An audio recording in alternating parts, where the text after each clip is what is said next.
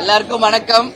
இன்றைக்கு நீர்வளத்துறை, ஊரக ஊராட்சி மற்றும் ஊராட்சி துறை சார்ந்தும் சுற்றுலாத்துறை மற்றும் கலை மற்றும் இன்னைக்கு டிஸ்கஷன் நடந்திருக்குங்க. நம்ம நீர்வளத்துறை தான் ரொம்ப ரொம்ப இம்பார்ட்டன்ட். ஏன்னா இன்னைக்கு நீரின்றி அமையாத உலகுன்னு நாம் ஏற்கனவே சொல்லியிருக்கேன். ஸோ அதற்கு தமிழ்நாட்டில் இருக்கிற எல்லா நதிகளை முதல்ல இணைக்கணும். அதே மாதிரி இன்னைக்கு நம்ம எல்லாரும் சென்னையில இருக்கோம். இங்க இருக்கின்ற நம்மளுடைய கூவம் மற்றும் அடையாறு ஆறுகள் சீரமைக்கப்பட்டு இப்ப வெளிநாடுல எல்லாம் இருக்கிற மாதிரி, வெனிஸ்ல எல்லாம் இருக்கிற மாதிரி ஒரு சிறந்த அது நதியாக இருந்தது, இன்னைக்கு கூவம் மாற மாறிடுச்சு. அதை மீண்டும் அதை புதுப்பிக்கணும். இது போன்ற கருத்துக்கள். அது மட்டும் இல்லை, இன்னைக்கு சென்னை மகாபலிபுரம் மற்றும் பாண்டி வரைக்கும் குரூஸ், அதாவது போட், அந்த ஷிப் மாதிரி விடுறேன்னு சொல்லியிருக்காங்க. இதெல்லாம் ஒரு நல்ல ஸ்கீம். அதெல்லாம் வரணும்னு சொல்லி இந்த நேரத்தில் நான் கேட்டுக்கிறேன். அதே மாதிரி நம்மளுக்கு மெட்ரோ ட்ரெயின் மாதிரி மெட்ரோ வாட்டர்ல மெட்ரோ அதுவும் சொல்லியிருக்காங்க. இதெல்லாம் வந்தா நல்ல விஷயமா இருக்கும். பட் எல்லாமே அறிவிச்சிருக்காங்க. நாம பொறுத்திருந்து பார்ப்போம். இதெல்லாம் வரணும்னு சொல்லி நான் இந்த நேரத்துல கேட்டுக்கிறேன். அதே மாதிரி என்னுடைய தொகுதியில பார்த்தோம்னா நிறைய விஷயம் இருக்கு. உங்க எல்லாருக்கும் தெரியும், விருதுகிரீஸ்வரர் ஆலயம் இருக்கு. அதனால அது ஒரு சுற்றுலாத்துறையா அறிவிக்க வேண்டும் என்பதும், அங்க இருக்கிற தெப்பக்குளத்துல படகுகள் விட வேண்டும் என்பதும் என்னுடைய கோரிக்கை இன்னைக்கு. அதே மாதிரி நிலத்தடி நீர், இன்னைக்கெல்லாம் பார்த்தா 100 அடி 200 அடி போர் போட்டா கூட தண்ணி கிடையாது நிலத்தடியில. சோ அந்த நிலத்தடி நீரை உறுதி செய்வதற்கு எல்லா இடத்திலுமே ஏரிகள், குளங்கள் தூர்வாரப்பட்டு அந்த நீர் தேக்கம் செய்யும் போதா நிலத்தடியில நீர் நிச்சயம் உருவாகும். அது மட்டும் இல்லாம குடிக்கிறதுக்கும், தொழில்களுக்கும், விவசாயத்திற்கும் அதன் மூலம் நம்மளால தண்ணீரை கொண்டு வர முடியும். எனவே நிச்சயமாக தூர்வாரப்பட வேண்டும் என்பது மிக மிக முக்கியமான ஒரு கருத்து. இன்னைக்கு டேம்ஸ் இருக்கு, அதெல்லாம் தூர்வாரிய பல வருஷம் ஆயிடுச்சு. சோ எல்லா இடமும் தூர்வாரி வருகின்ற மழை காலத்திற்குள்ள எல்லா இடங்களிலும் நீர்நிலைகளை உயர்த்துவதற்கு நிச்சயமாக இந்த ஆட்சி எல்லா விதத்திலும் இப்ப இருந்து முன்னெச்சரிக்கை நடவடிக்கை எடுக்க வேண்டும் என்றும், என்னுடைய தொகுதியான புலியூர், பவழங்குடி, கட்டியநல்லூர் போன்ற ஊராட்சி பகுதிகளில் பொதுப்பணித்துறை சார்பாக பணிகளை செய்து தரணும் என்றும், சிந்தலூர் ஏரியை ஆழப்படுத்தி தர வேண்டும் என்பது போன்ற விஷயத்தை நம்ம சொல்லியிருக்கோம். எங்க நம்மளுடைய விருதாச்சலத்துல பாத்தீங்கன்னா மணிமுத்தாறு, அதுதான் மிகப்பெரிய ஒரு ஆறு. ஆனா இன்னைக்கு பார்த்தோம்னா அந்த டவுன்ல இருக்கிற குப்பைகள்லாம் கொண்டு போய் அந்த ஆத்துல கொட்டுறாங்க. நிலத்தடி நீர் மாசோட இல்லாம மணிமுத்தாறுமே முழுவதுமாக மாசு அடைகின்ற ஒரு நிலையெல்லாம் இருக்கு.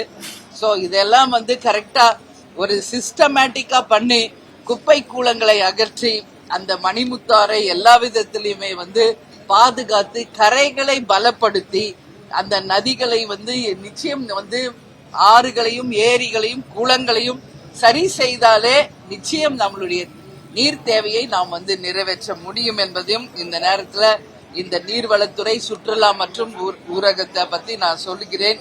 அது மாதிரி இன்னைக்கு வெளிநாடுகளுக்கு இணையாக நாமும் தன்னிறைவு பெற்ற நாடாக மாறணும் அப்படின்றதா இன்னைக்கு என்னுடைய கருத்து. இன்னைக்கு மற்றவர்களுக்கு வாய்ப்பு கொடுக்கறதுனால எனக்கு இன்றைக்கு வாய்ப்பில்லை.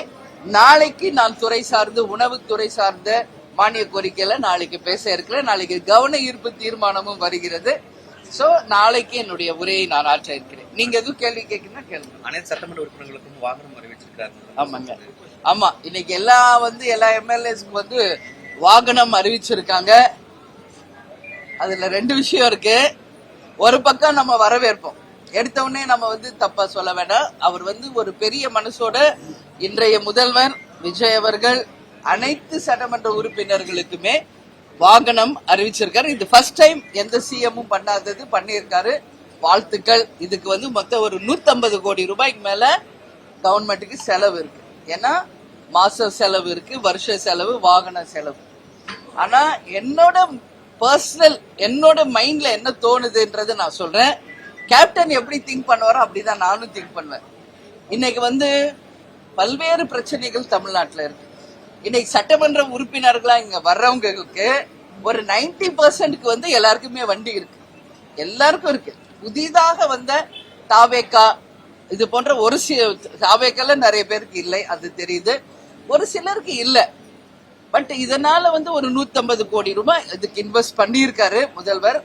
அதை நம்ம ஒரு பக்கம் வரவேற்போம். அது ஒரு பக்கம் இருந்தாலும் மற்ற விஷயங்களிலும் கவனம் செலுத்தணும். இன்னைக்கு விவசாயிகள், நான் இப்ப கிராஸ் பண்ணி வர எல்லா விவசாயிகள் நிக்கிறாங்க. அவங்க சொல்றாங்க முழு கடன் தள்ளுபடி பண்ணுவாங்கன்னு எதிர்பார்த்தோம், நீங்க மட்டும்தான் அதை பத்தி பேசிட்டு இருக்கீங்க அப்படின்றாங்க. சோ அந்த மாதிரி விவசாயிகள், ஏழைகள் உண்மையாக தேவை இருக்கிறதுக்கும் அந்த பணத்தை வந்து ஒதுக்கி முழு கடன் தள்ளுபடி செய்திருந்தால் விவசாயிகளுக்கு அது மிகப்பெரிய ஒரு வரவேற்பை பெற்றிருக்கும். அது ஒட்டுமொத்த விவசாயிகளும் சரி, தமிழக மக்களும் அதை வரவேற்றிருப்பாங்க என்பதை முதல்வர் கவனத்துக்கு நான் கொண்டு போக விரும்புகிறேன். அதனால இது போன்ற நம்மளுடைய மக்கள் தேவையை இன்னைக்கு நிறைய வேலை வாய்ப்பு ஒரு பக்கம், இன்ஃப்ராஸ்ட்ரக்சரு, இந்த மாதிரி விவசாயிகளுடைய பிரச்சனை, இது எல்லாமே நிறைய இருக்கு. சோ அதுலயும் வந்து முதல்வர் கவனம் செலுத்தணும்னு நான் கேட்டுக்கிறேன். இன்னைக்கு ஒரு சர்க்குலர் ரிவோக் செய்யப்பட்டிருக்கு. காக்ரோச் ஜனதா பார்ட்டி அப்புறமேட்டு லெஃப்ட் பார்ட்டிஸ் சிபிஐ சிபிஎம்ல மாணவர்கள் ப்ரொடெஸ்ட் பண்றதுக்கான கண்காணிப்பு பண்ணணும், அந்த ரிவோக் பண்ணிட்டாங்க. ஆனா இந்த அறிவிப்பு கொடுத்து உங்களுடைய கருத்து என்ன? இந்த ரிவோக் செய்யப்பட்டிருக்கு, அது உங்களுடைய கருத்து? இல்ல, மாணவர்கள் வந்து போராட்டம் நடத்துறாங்க. அது வந்து ஒரு நெறிமுறையோடு ஒரு கட்டுப்பாட்டோட இருக்கணும் அப்படின்றதா தேமுதிகவின் நிலைப்பாடு. நேத்து கூட நம்ம சில விஷயம் பாக்குறோம். ஒரு சின்ன மறியலுக்காக தஞ்சாவூர்ல ஒரு பெரிய ஆர்ப்பாட்டத்தை பண்றாங்க, ஒரு பேனர் எடுத்துட்டாங்கன்னு சொல்லி. அது அவங்க உரிமை. பட் அதுக்காக பாதிக்கப்பட்டது ஒரு அப்பாவி மாணவர், ஒரு ஸ்டூடெண்டா, இல்ல அவர் வேலைக்கு போறேன்னு சொல்றாரு ஆகாஷ்ன்றவரு. சோ அது வந்து நம்ம பார்க்கும்போது ஒருத்தர் ஆர்ப்பாட்டம் பண்றது ஒரு கட்சி, பாதிக்கப்பட்டது யாருன்னா ஒரு பொதுமக்கள். சோ இதெல்லாமே வந்து நம்ம வந்து கவனத்துல எடுத்துக்கொள்ள வேண்டும். மாணவர்கள், இளைஞர்கள் என்றதுனால மட்டும் நாம வந்து எடுக்கிறது எல்லாமே ரைட்டுன்னு கிடையாது. கட்டுப்பாட்டோடு சமூகத்திற்கும் ஒரு நல்ல உதாரணமாக அந்த போராட்டங்கள் இருந்தால் வரவேற்கத்தக்கது. ஒரு போலீஸ் ஆபீசர் அவரை வந்து கண்டிக்கிறாரு, நீ இங்கிருந்து போகணும் சொல்றாரு. அவர் கொஞ்ச நேரம் வெயிட் பண்ணிருக்கலாம். ரொம்ப இளைஞரா தான் தெரிகிறாரு. அப்புறம் அடிச்சிருவேன், அடி பார்க்கலான்றாரு, அடிச்சிடுறாரு. சரி, ஒரு அப்பா ஸ்தானத்துல ஓகே, அவர் பெரிய வயசுலயும் பெரியவரா இருக்காரு, அதிகாரியும் அவர் பெரிய அதிகாரின்னு நான் நினைக்கிறேன். திருப்பி அந்த இளைஞர் வந்து ஒரு காவல்துறை அதிகாரியை அடிச்சது நிச்சயம் என்னால ஏத்துக்க முடியல. சட்டம் ஒழுங்கை பாதுகாக்கின்ற ஒரு காவல்துறைக்கு பொதுமக்களாகிய நாம் தான் மரியாதை தரணும். அப்படி நம்மளே மரியாதை கொடுக்கலன்னா இது வந்து மிகப்பெரிய ஒரு விளைவுகளை வந்து நிச்சயம் ஏற்படுத்தும். அதுக்காக அவர் செஞ்சதும் கரெக்ட்னு நான் சொல்லல. எந்த கட்சியோ ஒண்ணு ஆர்ப்பாட்டம் பண்ணுது, அவரு வேலைக்கு போகணும்னு சொல்றாரு, அவரை விட்டுருக்கலாம், ஓகே இந்த பக்கம் கிராஸ் பண்ணி போங்கன்னு. பட் அவர் கோவம் வேற பக்கம் மாறி இப்ப இன்னைக்கு அந்த பையன் தான் பாதிக்கப்பட்டிருக்கான். 6 பிரிவின் கீழ் வழக்கு போட்டு அரெஸ்ட் பண்ணியிருக்காங்க. முதல்வர் கவனத்துல இந்த நிகழ்ச்சி போயிருக்கு. நாளைக்கு கவன ஈர்ப்பு தீர்மானம் இதை பத்தி தான் இருக்கு. இருந்தாலும் நீங்க கேட்டீங்க, நான் சொல்றேன், அந்த பையனை மன்னித்து விடுதலை செய்ய வேண்டும். அதே போல இளைஞர்களும் ஒரு வயசுல பெரியவங்க, அவங்க சட்டத்திற்கு உட்பட்டவர்கள் என்பதை மதிச்சு அவங்களெல்லாம் அடிக்கிறது தப்புங்க, பண்ணக்கூடாது. ஒரு சட்டம் ஒழுங்கை வந்து கண்டிப்பா இளைஞர்கள் மதித்தால் தான் எதிர்காலம் நிச்சயம் நல்லா இருக்கும் என்பதுல எந்த மாற்று கருத்தும் இல்லை. போராட்டத்தை பத்தி நீங்க பேசுறீங்க, ஆனா இந்த சர்க்குலர் வந்து கொடுத்ததே வந்து மாணவர்களுடைய போராட்டத்தை உரிமையும் வந்து நசுக்கக்கூடிய வகையில் இருப்பது போன்ற ஒரு பிரச்சனை தானே வருது. இன்னைக்கு காலேஜ்லயே மாணவர் பேரவை தேர்தல் நடத்தணும்ன்றது எல்லாமே ஃபாலோ பண்றாங்க, இல்ல கோர்ட் கைட்லைன்ஸ் இருக்கு. நீங்க வந்து இந்த போட்ட சர்க்குலரே வந்து மாணவர் போராட்டத்தை வந்து தடை பண்ணணும் அப்படின்ற மாதிரி தானே இருக்கு. காக்ரோச் ஜனதா பார்ட்டி வந்து மத்திய அமைச்சரை பதவி நீக்கம் செய்யணும் போராட்டம் நடத்தி வெற்றி பெற்றிருக்காங்க. அப்ப இது நீ தமிழ்நாட்டுல இந்த போட்ட சர்க்குலர் வந்து மாணவர்களுடைய உரிமையும் போராட்டத்தையும் பாதிக்கக்கூடிய வகையில தான் இருக்கு. அதுதான் இப்ப எதிர்ப்பு. இது வந்து ஜனநாயக நாடு, எல்லாருக்கும் உரிமை உண்டு. அவங்கவுங்க ஒரு விஷயத்துக்காக போராடுறது, அவங்க கருத்து முன்னுரிமை கொடுப்பது, பேசுறது, எல்லாருக்குமே வந்து இங்க உரிமை உண்டு. அது ஒரு கட்டுப்பாட்டை மீறி, ஒரு வரம்பு மீறி போகும்போது அரசாங்கமும் ஜுடிஷியரியும் காவல்துறையும் அதை கையில எடுக்க வேண்டிய ஒரு கட்டாயத்துக்கு தள்ளப்படுறாங்க. அதனாலதான் சொல்றேன், இளைஞர்களுக்கு மிகப்பெரிய எதிர்காலம் இருக்கு. அதை ஒரு நெறிமுறையோட நீங்க செய்யும் போது அதை மக்களும் வரவேற்பாங்க, உங்களுக்கும் அதனால நல்லது நடக்கும், ஒரு நல்ல எதிர்காலமும் வருன்றதா என் கருத்து. முதல்வர் இன்னைக்கு பேசும்போது தன்னுடைய டேபிள்ல ஊழல் குற்றச்சாட்டு 3 ஃபைல் இல்ல, அவங்க வந்து மெயினா சொல்றதே வந்து இன்னைக்கு ஊழல் இல்லாத ஒரு நேர்மையான ஆட்சி அப்படின்றத அவங்க வலியுறுத்திக்கிட்டே இருக்காங்க. தமிழ்நாட்டில் முதலில் லஞ்சம் ஊழல் இல்லாத நேர்மை ஆட்சின்னு சொன்னவர் கேப்டன் தான். இன்னைக்கு அதை நம்மளுடைய இன்றைய முதல்வர் விஜய் அவர்கள் அதை வலியுறுத்தி ஊழல் இல்லாத ஒரு ஆட்சியை கொடுக்க போறோம், ஒரு ரூபா கூட யாரும் ஊழல் செய்ய மாட்டோம், அதுல உறுதியா இருக்கும், அடிக்கடி அவங்க சொல்றதை வரவேற்கிறோம். ஆனாலும் சில பக்கம் இப்பொழுதே அதுக்கான எல்லாருமே ஊழல் வாங்க ஆரம்பிச்சுட்டாங்கன்னு சகோதரர் அண்ணாமலையார், நயினார் நாகேந்திரன் எல்லாம் சொல்ல ஆரம்பிச்சிருக்காங்க. சோ முதல்வர் வந்து அதை ஊழல் இல்லாத ஒரு ஆட்சியை கொண்டு வரணும்னு விரும்புறாரு. சோ அதுக்கு அவங்க கட்சியை சேர்ந்த எல்லாரும், அனைத்து எம்எல்ஏக்களும் நிச்சயமாக அதுக்கு ஒத்துழைச்சு உண்மையாகவே லஞ்ச ஊழல் இல்லாத ஒரு நேர்மையான ஆட்சி வந்தா நல்லது. என்னை பொறுத்த வரைக்கும் நான் பொதுவெளியில எல்லா மக்களிடையும் நான் பேசுவேன். கிரவுண்ட் லெவல்ல இந்த ஆட்சியில 2 விஷயம் பாராட்டுக்குரியது. ஒன்னு, லஞ்ச ஊழல் கட்டுப்படுத்தப்பட்டிருக்கிறது, அதுல மாற்று கருத்து கிடையாது என்பதை வரவேற்கிறேன். இன்னொன்று, கனிம வள கொள்ளையும் பெரிய அளவுல தடுக்கப்பட்டிருக்கிறது, இதுவும் நம்ம வரவேற்கணும். இந்த 3 மாசத்துல இந்த 2 விஷயமும் ஒரு பெரிய ஒரு வித்தியாசத்தை நம்மளால உணர முடிகிறது. அதனால நிச்சயமாக அந்த ஒரு நேர்மையான ஆட்சி அவங்க நிரூபிக்கணும்னு சொல்லி நான் கேட்டேன். கொள்முதல் விலையை வந்து உயர்த்திருக்காங்க, இருந்தாலும் வந்து கொள்முதலாளர்கள் என்ன சொல்றாங்கன்னா விற்பனையாளர்கள் இன்னும் உயர்த்தி வழங்கணும் அப்படின்னு கோரிக்கை. அட்லீஸ்ட் என்ன ஒரு 3 ரூபாய் உயர்த்தி இருக்காங்க. பட் இன்னைக்கு இருக்கின்ற அந்த மாட்டு தீவனமாகட்டும் செலவுகள் அவங்களுக்கு அதிகமாக இருக்கிறதுனால அந்த 3 ரூபாவை இன்னும் ஒரு 6 ரூபாய் 7 ரூபாய் இல்ல 10 ரூபாய் வரைக்கும் உயர்த்தி இருந்தா அந்த பால் வந்து கொள்முதல் செய்யறவங்களுக்கு ஒரு பெனிஃபிட்டா இருந்திருக்கும். அதுதான் நான் சொல்றேன்.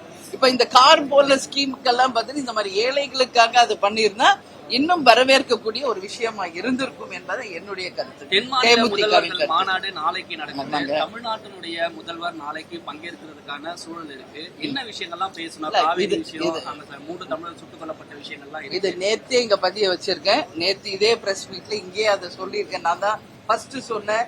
19, 10, 20, 2 நாளும் நம்மளுடைய திரு அமித்ஷா அவர்கள் சென்னை வர இருக்கிறார். மொத்தம் 6 சிஎம் வந்து இங்க கலந்துக்கிறாங்க.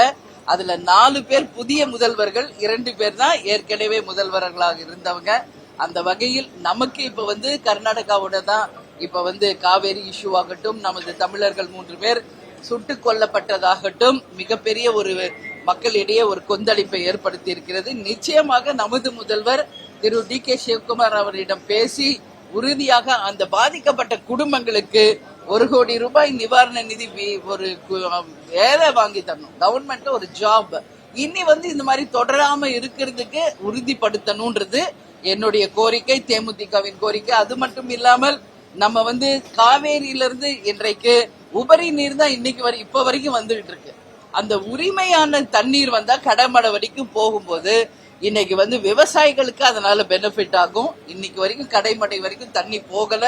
அதனால நம்ம விவசாயிகள் பெருசா பாதிச்சிருக்காங்க இந்த வாட்டி. அது மாதிரி நம்மளுடைய குறுவை சம்பா இது வரைக்கும் அவங்க பயிரிட முடியல.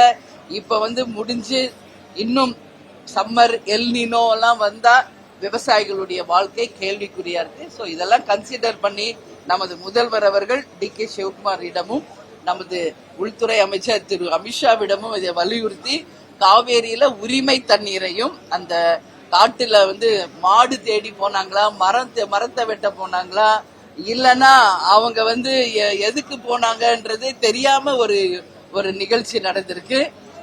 காலுக்கு அதான் நான் நேத்தே சொன்னேன், முழங்காலு கீழே தான் சுடணும், அப்படி ஒரு விதி இருக்கு. பட் அவங்க வந்து காலில் போட்டிருந்த செருப்பு டேக் ஒட்டா அப்படியே ஃப்ரெஷ்ஷா இருக்கு, அந்த ஸ்டிக்கர் கூட பிரிக்கல. சோ இது வந்து செட்டப் பண்ண மாதிரி இருக்கு. அந்த போட்டோஸ் எல்லாம் பாக்குறப்போ இது திட்டமிட்ட ஒரு படுகொலையா தான் நம்ம பார்க்கணும். இதுக்கு நிச்சயமாக அந்த குடும்பங்களுக்கு ஒரு நியாயம் கிடைக்கணும்னு சொல்லி நான் கேட்டேன்.